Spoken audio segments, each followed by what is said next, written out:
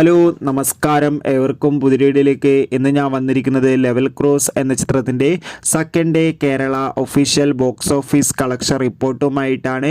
വീഡിയോയിലേക്ക് മുൻപ് video like ചെയ്യുക, ചാനൽ സബ്സ്ക്രൈബ് ചെയ്യുക.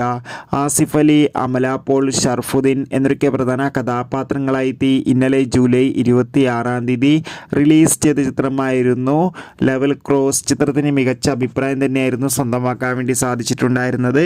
അതുകൊണ്ട് തന്നെ എല്ലാ സിനിമാ പ്രേമികളും ഒരേപോലെയാണ് ചിത്രത്തിൻ്റെ ഓരോ ദിവസത്തെ കളക്ഷൻ റിപ്പോർട്ട് അറിയാൻ വേണ്ടി കാത്തിരിക്കുന്നത്. ഇപ്പോൾ ചിത്രത്തിൻ്റെ ഏറ്റവും പ്രധാനപ്പെട്ട കേരള കളക്ഷൻ അപ്ഡേഷൻ ലഭിച്ചിട്ടുണ്ട്.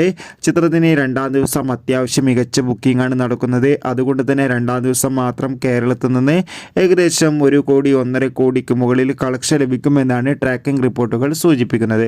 എന്തായാലും കാത്തിരിക്കാം. ചിത്രത്തിൻ്റെ കൂടുതൽ അപ്ഡേറ്റിനായി ചിത്രം കണ്ടവരുടെ അഭിപ്രായം കമൻറ്റ് ചെയ്യാൻ വേണ്ടി ശ്രമിക്കൂ. അടുത്തൊരു വീഡിയോയിൽ കാണുമ്പോൾ ഏവർക്കും ബൈ ബൈ.